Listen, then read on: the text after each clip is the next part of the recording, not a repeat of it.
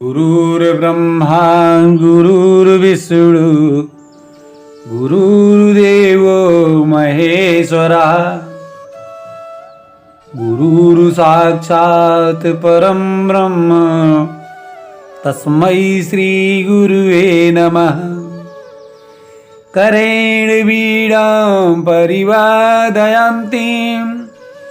तथा जपन्तीं परेण मालां मरालपृष्ठां संसन्निविष्टां सरस्वतीं तां शिरसा नमामि।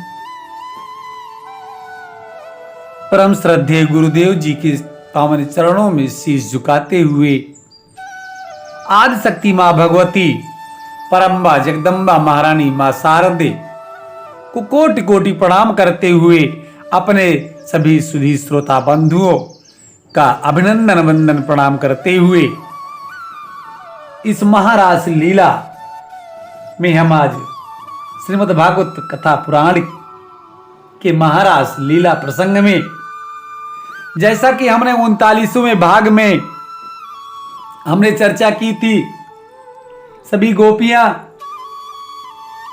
भगवान कन्हैया को ढूंढ रही हैं और देख रही हैं, अरे सखी कह रही हैं, अरे सखी देख देख यहां पर हमारे प्यारे के चरण बहुत गड़े हुए मालूम पड़ रहे हैं। इसका मतलब उसे कंधे पर बैठा के ले गया होगा। सब अपनी अपनी बात कह रही हैं। ओहो समझ गई, यहां पर फूल चुन चुन कर उनका श्रृंगार किया होगा। सब अपने अपने विचारों को बता रही हैं। केश प्रसादनम तत्र कामिन्याः कामिना कृतम तानि चूडयता कांता उपवष्टमेव ध्रुवम् अनयाराधितो नूनम भगवान हरिरीश्वरा। अब तो अस्पृहा होने लगी उस गोपी के मन में कि कौन है, वह कौन है जो उनके साथ है। यहां पर श्री सुखदेव जी ने नाम स्पष्ट नहीं किया कि वह गोपी कौन थी, पर संतों की मान्यता है वह कोई और नहीं बल्कि साक्षात किशोरी जी श्री राधा रानी हैं। पर सुखदेव जी उनका नाम नहीं लेते हैं। कुछ संत कहते हैं कि भाई सुखदेव जी की इष्ट देवी हैं भगवती राजेश्वरी राधा रानी। श्री सुखदेव जी इतने रसिक संत हैं कि राधा नामोच्चारण मात्र से ही 6 महीने की समाधि लग जाती है। और परीक्षित को कथा सुनाते हुए श्री सुखदेव जी सावधान हैं कि कहीं ऐसा ना हो कि राधे कहते ही हम तो 6 महीने की समाधि में चले जाएं और बेचारे 7 दिन के मेहमान परीक्षित लटके ही रह जाएं। इसलिए सजग सावधान होकर कथा सुना रहे हैं। वक्ता को अपनी मन स्थिति का पता रहता है। वह जानता है कि किस प्रसंग में मैं अतिशय भावुक हो सकता हूं। तो जब उसे लगता है कि मैं बहुत ज्यादा भावुक हो जाऊंगा तो फिर वह उस प्रसंग को थोड़ा दाएं बाएं करके निकल जाता है। उसकी बहुत गहराई में नहीं जाता, क्योंकि वक्ता यदि डूब गया तो श्रोता फिर बैठे रह जाएंगे और कथा कैसे कह पाएगा। एक बार धर्म सम्राट श्री कारपात्री जी महाराज वृंदावन में जब गोपी गीत पर कथा कहने के लिए पधारे तो उन्होंने गोपी गीत का प्रथम श्लोक बोला और उस श्लोक के भाव में ऐसे डूब गए कि श्लोक बोलने के बाद एक शब्द भी व्याख्या नहीं कर सके। ऐसा प्रेम उमड़ा कि एक श्लोक कहकर ही कथा को विराम दे दिया और उस दिन कथा ही नहीं कह सके। तो सुखदेव जी जानते हैं कि राजेश्वरी के प्रेम में मेरी क्या स्थिति होगी और क्या होती है। यदि वह स्थिति हो गई तो परीक्षित को कथा कैसे सुना पाऊंगा। इसलिए श्री राजेश्वरी का नाम लेते नहीं हैं। स्पष्ट राधा न कहकर अन्य शब्दों के द्वारा, जैसे यहाँ जो गोपी साथ में गई है वह चलते चलते बोली, प्यारे मैं अब चलते चलते बहुत थक गई, अब आगे नहीं चला जाता। न पारिये अहम चलितुम नैमाम यत्र ते मन। अब तो आप ही कुछ करो, मुझसे नहीं चला जाता। भगवान बोले, अस्कंद आरूह्यताम, मेरे कंधे पर बैठ जाइए। और जैसे ही किशोरी जी ने कंधे पर बैठने के लिए कदम उठाया कि भगवान वहां से भी अंतर्ध्यान हो गए। तो सुखदेव जी यहां पर कहते हैं, सावधूरन्वत्पैत, वह वधू भी एकदम संतप्त होकर विरह में मूर्छित होकर गिर पड़ी। अब वधू कहकर यहां संकेत दिया, अन्य शब्दों से वर्णन कर रहे हैं पर राधा नाम नहीं ले रहे हैं। क्यों? जो वस्तु जितनी कीमती होती है उसे उतना ही संभाल कर रखा जाता है। घर में आपने बहुत बढ़िया कोठी बनाई तो आने वाले को घुमाते हैं, दिखाते हैं, पर यह किसी को नहीं बताएंगे कि यह हमारी तिजोरी है, इसमें ऐसे चाबी फिट होती है, चाबी यहां रखते हैं, इतना इसमें माल है, ये बताएगा कोई?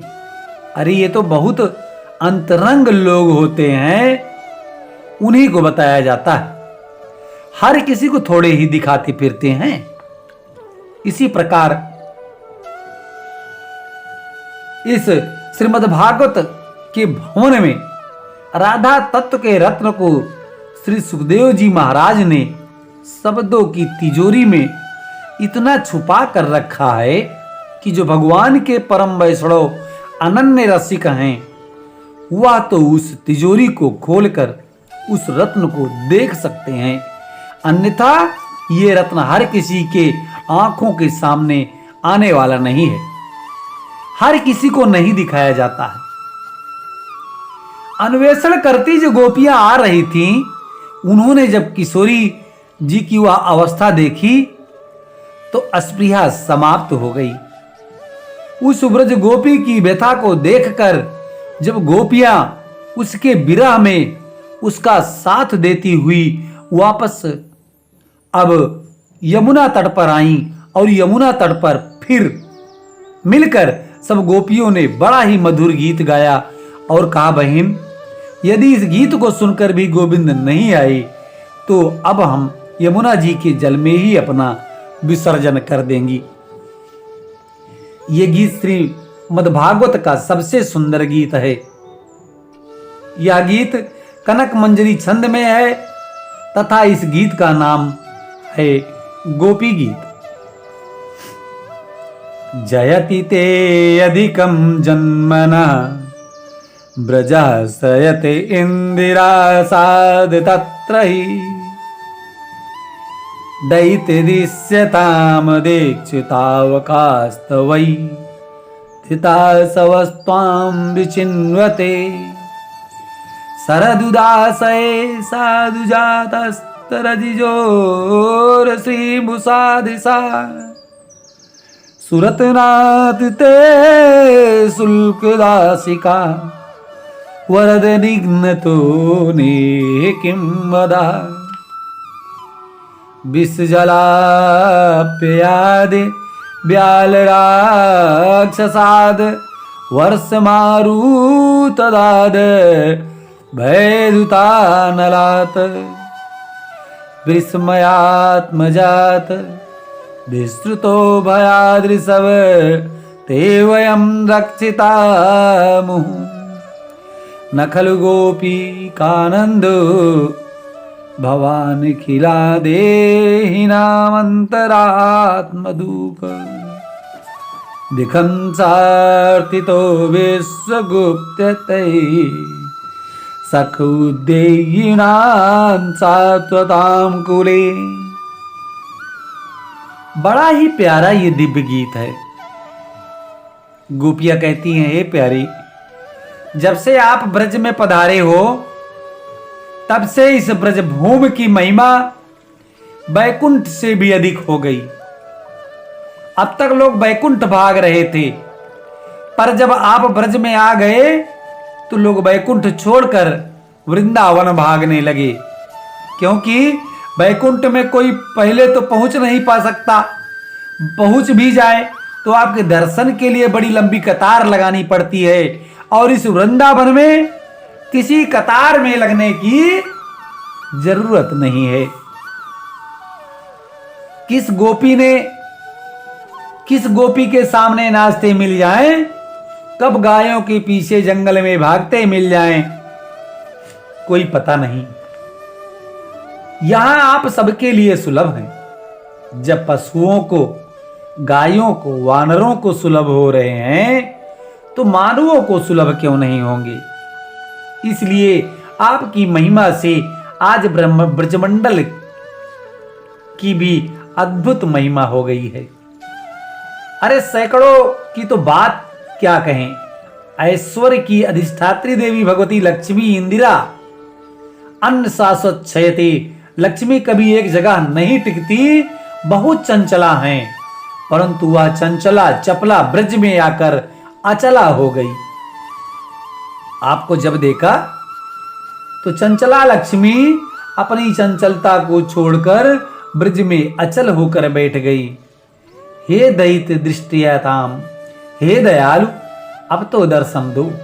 दीक्षितावकाह, देखो देखो हम तुम्हारी हैं। अरे प्रतिज्ञाएं तो बड़ी लंबी लंबी करते हो कि एक बार जो मेरा हो जाए उसको मैं सब प्रकार से अभय कर देता हूं। आज हम सब प्रकार से तुम्हारी होकर भी वन वन भटक रही हैं, क्या ये तुम्हें दिखाई नहीं पड़ता? अपनी आंखों से देखो, हम तुम्हारी होकर भी वन वन भटक रही हैं। ये क्या तुम्हें अच्छा लग रहा है? तुम्हारे होने पर भी कोई जीव भटकता रहे, ये क्या आपके स्वरूपानुकूल है? क्या आज अपनी सारी प्रतिज्ञाएं भूल गए? यदि कहो कि क्यों भटक रही हो, तो प्यारे प्राणों से भी पृथक कोई रह सकता है? आप हमारी प्राण हो तो धृतास हो। अरे हमें सांस लेने के लिए, हमें लेने के लिए यमराज भी आते हैं, पर हमारे हृदय भवन में ढूंढ ढूंढ कर चले जाते हैं। उन्हें प्राण रूपी पक्षी मिलता ही नहीं है, क्योंकि हमारा पक्षी तो आपके पिंजड़े में कैद है। यमराज आकर क्या करेगा? अस्तो वै धृता सवत्वाम विचिंतोते। इसलिए अपना प्राण रूपी पक्षी को पाने के लिए हम आपके पीछे भाग रहे। आप तो हमारे प्राण प्यारे हो, और यदि तुम्हें मारना ही था तो फिर इतनी बार हमें बचाया ही क्यों? यदि आप मारना चाहते तो अब तक तो हम कब की मर गई होती। अरे आपको कलंक भी नहीं लगता। हमें मारने वाले तो बहुत आए, किंतु बड़े बड़े असुर आए, परंतु उन असुरों को मारकर बार बार आप ही हमें बचाते रहे।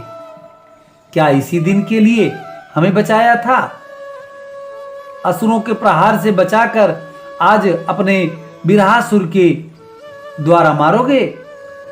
ये तो वही हालत हो गई जैसे कोई बकरे को खूब बढ़िया बढ़िया खिलावे, बड़े बड़े हिंसक जानवरों से रक्षा भी करे, और एक दिन खुद ही अपने हाथ से तलवार चला दे। क्या इसी दिन के लिए बलिदान करने को तुमने बकरे को इतना खिलाया पिलाया था? वरद निघ्रतो ने किम बद। अपने हाथ का बोया हुआ विषैला वृक्ष भी कोई अपने हाथ से काटता नहीं है। हम आपके द्वारा रक्षित हैं, और आप ही हमें मारोगे? अरे मारना कोई हथियारों से नहीं होता।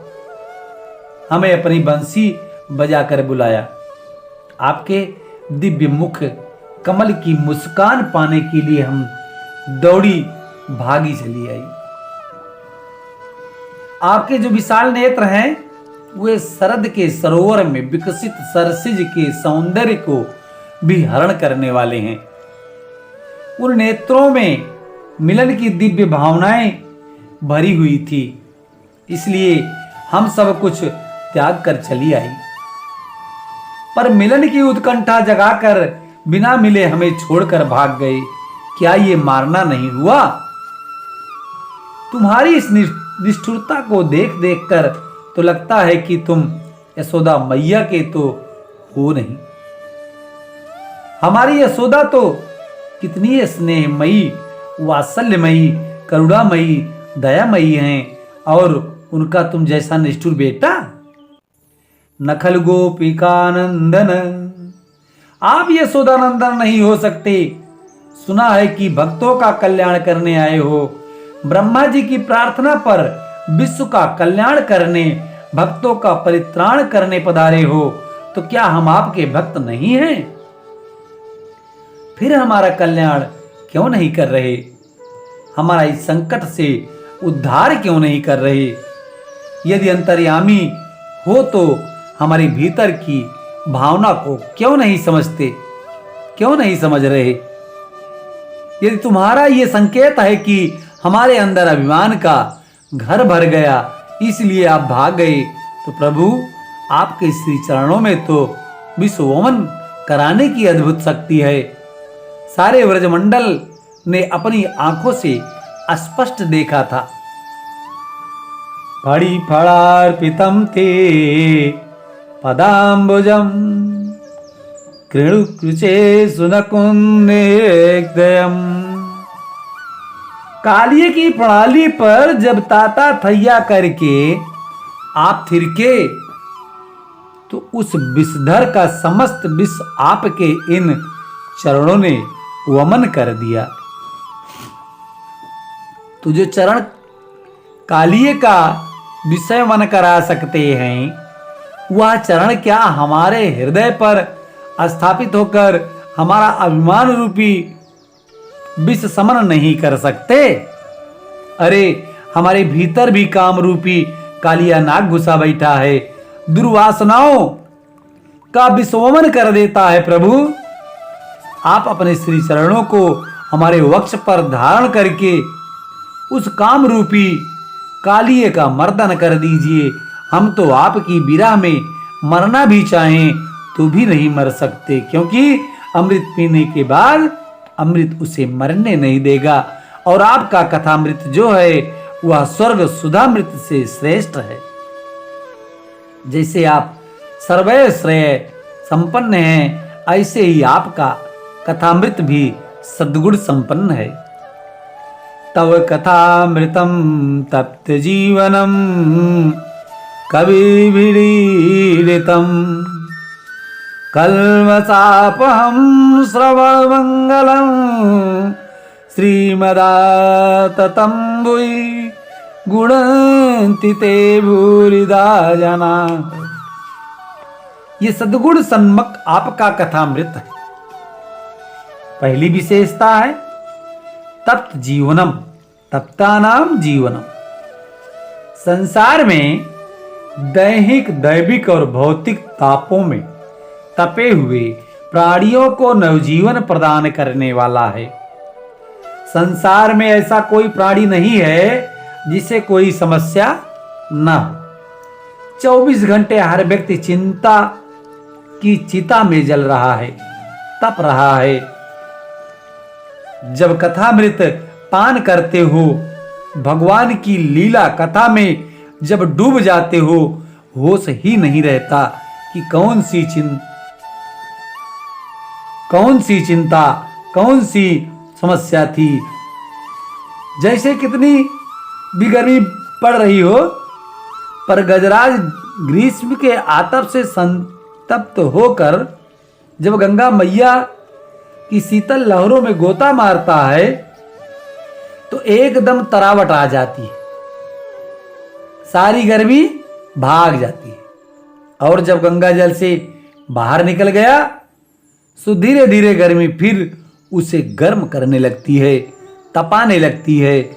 ऐसे ही हमारी सारी चिंताएं कथामृत पान करते समय समाप्त हो जाती हैं और कथा समाप्त होने पर लौटकर अपने घर को चलें सो धीरे धीरे चिंता फिर होने लगती है। अरे वहां जाना था, उससे ये लेना था, उसको वह देना था, अब ये काम निपटाना है। धीरे धीरे अब गर्मी फिर प्रभावित करने लगी। तो तपे हुए प्राणियों को नवजीवन प्रदान करने वाला आपका ये कथामृत रसामृत है। ये हम नहीं कह रहे हैं, बल्कि बड़े बड़े कवियों, मनीषियों और कोविंदों ने आपके कथामृत की मुक्त कंठ महिमा गाई है। केवल हम नहीं गा रहे। भाई कोई एक व्यक्ति विशेष किसी की प्रशंसा करे तो हो सकता है उसका कोई स्वार्थ हो। प्रशंसा तो तभी मानी जावे कि सभी के कंठ से मुक्त कंठ बात निकले। गोपियां कहती हैं हमारी छोड़ो, बड़े बड़े वैदिक मंत्र आपकी महिमा गा रहे हैं। वेद स्तुति में वेद भगवान कहते हैं, इति तौ सूरयत्र धिपते अखिलोक मलक्ष तथा मृताब्धिमवगातपंसि जहु। अर्थात जो आपके कथामृत में अवगाहन कर ले उसके सारे ताप मिट जाते हैं। और सबसे बड़ी विशेषता यह है कि स्वर्ग का जो अमृत है उस अमृत को पीने वाले देवताओं का पुण्य क्षीण हो जाता है, पर जीव के जितने कलमश हैं कथामृत पान करते ही सारे कलमश धुल जाते हैं, पाप नष्ट हो जाते हैं और जीव के पाप का विनाश करके आपका कथामृत आपके परम पद तक पहुंचा देता है। संसार कदर माले प्रक्षालन पटीयसी। भगवान की कथा संसार के कीचड़ को धो देती है। और सबसे बड़ी विशेषता यह है कि जितने भी अन्य पुण्य हैं फल तो देते हैं पर कालांतर में। आज पुण्य किया तो फल मिलेगा जन्मांतर में, परंतु कथामृत में उधार खाते का कोई काम नहीं। नगद नारायण तुरंत लो, उधारी नहीं चलती। भगवान की कथा सुनने में आनंद आ जाए, सुनने के बाद जीवन ही बदल जाए, जीवन मुक्ति का आनंद मिल जाए। और जब हम 5 भौतिक देह त्याग करें तो भगवान के परम पद का आनंद मिल जाए। अर्थात जहां जीव ने कथामृत श्रवण किया वहां उसका मंगल प्रारंभ हुआ। सब पूर्ण कालांतर में फल देते हैं, पर कथामृत तो तत्क्षण फल देता है। आपके पास एक हाथ में 1 लाख का चेक है और एक हाथ में 1 लाख नगद है। जो नगद है तो जब चाहिए जो चाहिए तुरंत खरीदो, क्योंकि रुपया हाथ में है। और चेक है तो कीमत भले ही 1 लाख की है, पर हमें आज बाजार से 10,000 की चीज खरीदनी है और आज रविवार पड़ गया, छुट्टी, कल गए तो कोई त्योहार की छुट्टी, अब परसों बैंक खुले। जब मैनेजर आवे और औपचारिकताएं पूरी होवे तब रुपए हाथ में आवे, तब कहीं जाकर खरीद पाओगे। तो जब चाहा तब तो नहीं मिला, प्रतीक्षा करनी पड़ी, हाथ में नोट आए तब काम चला। इसी प्रकार और जितने पुण्य हैं आज करोगे तो बाद में फल मिलेगा, पर हरि कथा अमृत में कोई उधारी नहीं, नगद नारायण तुरंत लो। गोपियां कहती हैं प्रभु स्वर्ग सुधा अमृत पीने वाले देवताओं को का तो सुकृत क्षीण होता है और वह भी थोड़ा थोड़ा पिलाया जाता है। अरे पिलाना तो दूर रहा, केवल सुंघाया जाता है, क्योंकि यदि पिलाते होते तो अब तक तो घड़ा कब का खाली हो जाता। तो देवताओं को डर लगता है कि अमृत का घड़ा खाली ना हो जाए, इसलिए सुंघाकर ही खुश करते हैं। पर हरि कथामृत में कृपणता करने की आवश्यकता नहीं है। जिंदगी भर पियो और चाहे जितना पियो। हरि अनंत हरि कथा अनंता। हरि कथा में कृपणता इसलिए नहीं है क्योंकि ये अनंत है। ये अमृत कभी समाप्त होने वाला नहीं है। हरि सर्वत्र गीयते। शास्त्रों के पात्रों में व्यास जी ने खूब चकाचक भर दिया है। जीवन भर पीते रहो। इसलिए गोपियां कहती हैं, प्रभु आपके कथामृत का जो दान करे वह दुनिया में उससे बड़ा दाता हमें कोई दिखता ही नहीं। उससे बड़ा दाता कौन होगा जो आपके कथामृत का जीवों को दान करे। गोपियां कहती हैं, आपके दर्शन के समय आंखों की पलक भी गिर जाए तो ब्रह्मा जी पर क्रोध आता है कि ये पलकें इन मूर्ख ब्रह्मा जी ने क्यों बना दी। ये पलकें गोविंद के दर्शन में व्यवधान उत्पन्न करती हैं। त्रुटि गायते त्वाम पश्यताम। विचार करो, जब पलक गिरने का व्यवधान असहनीय हो जाता है तो ये घंटे कितने युगों के समान बीते होंगे। आपके लिए पति पुत्र समस्त परिजनों का परित्याग करके आई हैं और आप हमें अधूरा संगीत सुनाकर भाग गए। अरे आपके पीछे यदि ढूंढने के लिए अब ज्यादा भागेगी तो छुपने के लिए आप भागोगे। इस अंधेरे में आपके चरणों में यदि कोई कांटा चुभेगा तो पीड़ा हमारे हृदय में होगी। सिद्धति तिनः। अरे जिन चरणों को हम अपने हृदय पर रखते समय भी डरती हैं कि हमारा कठोर वक्ष कहीं आपके कोमल चरणों में गड्ढे नहीं, चुभे नहीं, और ऐसे सुकुमार चरणों से आप जंगलों में कंटकाकीर्ण मार्ग में घूमे, ये विचार करने मात्र से हमारा हृदय व्यथित हो जाता है। यत्ते सुजात चरणाम्बुरहं हस्तनेषु भीता शनैः प्रिय दधीमहि कर्कशेषु तेनाटवीमिटसि तट्टव्यथतेन किंसवत् कूपादिभिर्मति धीर्वदायुषामना। और इतना कहकर अब सब गोपियां एक स्वर में विलाप करने लगी, हे गोविंद, हे माधव। रुरुद स्वरम राजन कृष्ण दर्शन लालसा।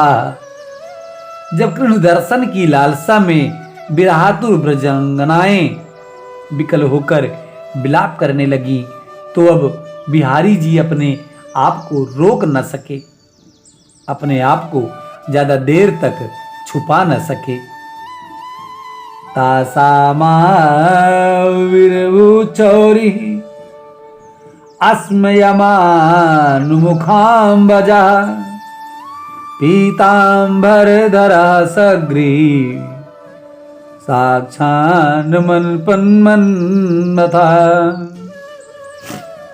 गोपियों की इस विकलता को देखकर प्रभु तुरंत ब्रज गोपियों के बीचों बीच प्रकट हो गए।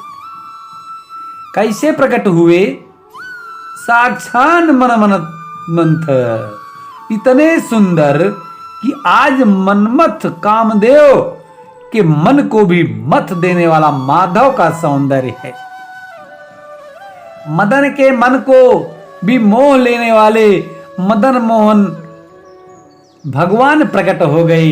केवल पीतांबर भी कह सकते थे पर पीतांबर नहीं कहा।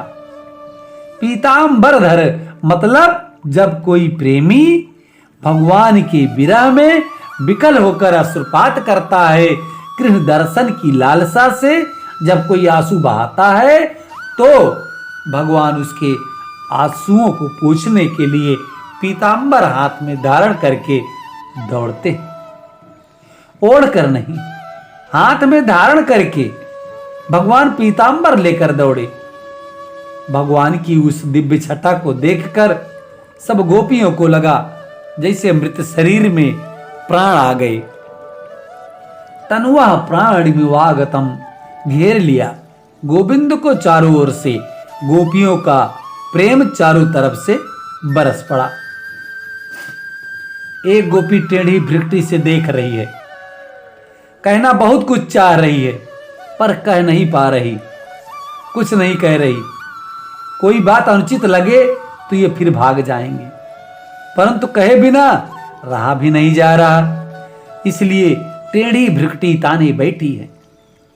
एक गोपी को अभी स्वप्न लग रहा है, कहीं स्वप्न के श्री कृष्ण है कि वास्तव में खड़े हैं। उस बेचारी को विश्वास ही नहीं हो रहा है, इसलिए बड़ी देर तक उस शैल छबीले का दर्शन करके आंख बंद करके बैठ गई। ऐसा लगा जैसे नेत्रों के मार्ग से माधव को हृदय के कमरे में बैठाकर पलकों के कपाट बंद कर दिए कि कहीं दोबारा न भाग जाएं, इसलिए कमरे में कैद कर लिया। तम कांच नेत्रांधरणेन हृदकृत्य निमील्य चा, बड़े बड़े योगियों को जो आनंद प्राप्त होता है परीक्षित, वह ब्रह्मानंद अद्भुत आनंद उस उर्जवामा को नेत्र बंद करके प्राप्त हुआ। अंत में गोपियों ने घेर कर पूछा, प्रभु संसार में 3 प्रकार के लोग देखे जाते हैं। एक वह है जो प्रेम के बदले में प्रेम करते हैं, और एक वह है कि हम तो प्रेम कर रहे हैं, तुम करो या मत करो, और एक वह है जो किसी से प्रेम करना जानते ही नहीं। भगवान कहते हैं, देवियों जो प्रेम के बदले प्रेम करे उसे प्रेमी नहीं कहते, उसे व्यवहार कहते। और हम तो प्रेम कर रहे हैं, तुम प्रेम करो या ना करो। ऐसे प्रेमी माता पिता ही हो सकते हैं, और जो किसी से प्रेम नहीं करते, वे 4 प्रकार के होते हैं। 1 आत्माराम, 2 आप्तकाम, 3 अकृतज्ञ, 4 गुरुद्रोही। आत्माराम संत तो अपने शरीर से ही प्रेम नहीं करते, और किसी से क्या करेंगे। आत्मकाम की सारी कामनाएं पूर्ण हो गई हैं, इसलिए वह किसी से प्रेम करता ही नहीं, उसके मन में कोई इच्छा नहीं। पर अकृतज्ञ अर्थात कृतज्ञ व्यक्ति भी किसी से प्रेम नहीं करता, वह स्वार्थी होता है। और चौथा गुरुद्रोही है, जो प्रेम करने वाले को भी लूटने में कसर न छोड़े, अपने प्रेमी को ही जो लूट ले वह गुरुद्रोही है। एक गोपी बोली, हमें तो ये कृष्ण चौथे नंबर के ही दिख रहे हैं। भगवान ने सुन लिया है, देवियों तुम मुझे गुरुद्रोही समझ रही हो क्या? गोपियां बोली, गुरुद्रोही नहीं तो कौन हो? बंसी बजाकर तुमने बुलाया और रोता हुआ छोड़कर भाग गए, ये क्या गुरुद्रोहीपन का लक्षण नहीं है? गोपियों के साथ साथ ऐसा व्यवहार करते हो। भगवान ने हाथ जोड़कर कहा, नहीं नहीं देवियों ऐसा मत कहो। सच बात तो यह है कि तुम्हारे विरह में मैं भी तुमसे कम नहीं तड़पा।